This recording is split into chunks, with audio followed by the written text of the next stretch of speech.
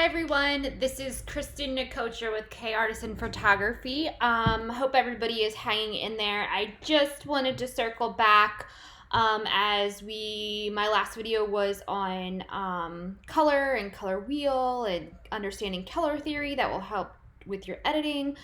So I just want to show you another little fun tip that's quick and easy when changing color in your image. What we're going to do is this mom had reached out and asked me if I could do green. So I said sure, of course. And then what we're going to do is we are going to create a selective color.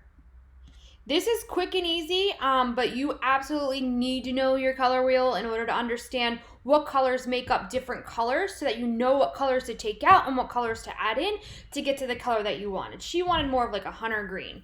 So with that being said, I'm going to start with the blues. Okay, we're working with blue, so we start with blue, which is why we're not tapping green. There's no current greens in there.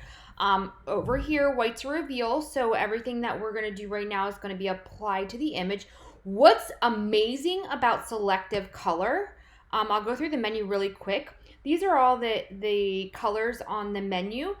And what it will do is it will only select the colors within that image. So if we click blues, it's only touching blues. Now, cayenne has some blues in there, so we're going to touch cayenne as well. But, so blues. Okay, so let's mess with the cayenne portion of blue. So this breaks down your blues. Like Lightroom, you have sliders and all that. But this is the breakdown within that color, which is kind of awesome and kind of neat. Of course, you know, it excites me to no end. But, so let's just play with these sliders a little bit. We see what's happening here. So we go take the cayenne out, and then we could take the magenta out.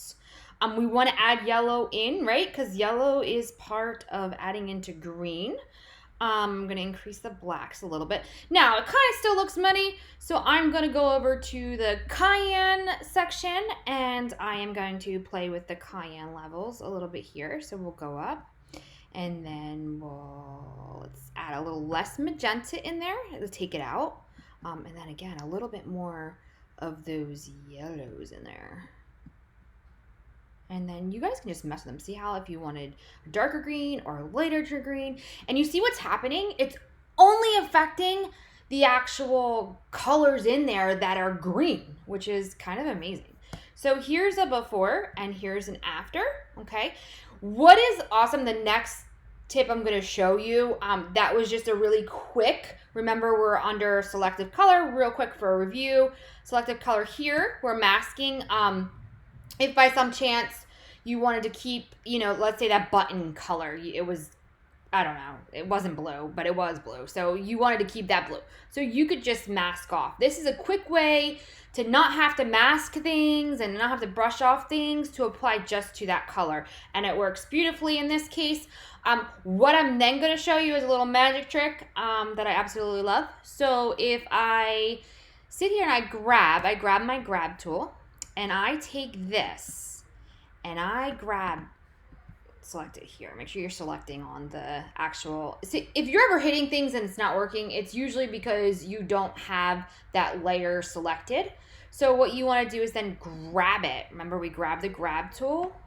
And I just told you, right? What is happening here? That's why. There we go. Boom. Watch that magic, right? So you just applied that color to another image, just quickly, just like that, drag and drop, drag and drop, drag and drop, and you can do it on all the images and then save them under a different file name, and boom, just like that. Amazing, right? Hopefully you guys love this little tip. You know, I'll be doing more, but I just wanted to show you how to color change quick and easy. Sometimes this is a perfect way to do it. This is the color change that I love. I can show you other ways by brushing on and changing your color mode and things like that, your paintbrush mode, but this is how I like to do it best. Bye guys.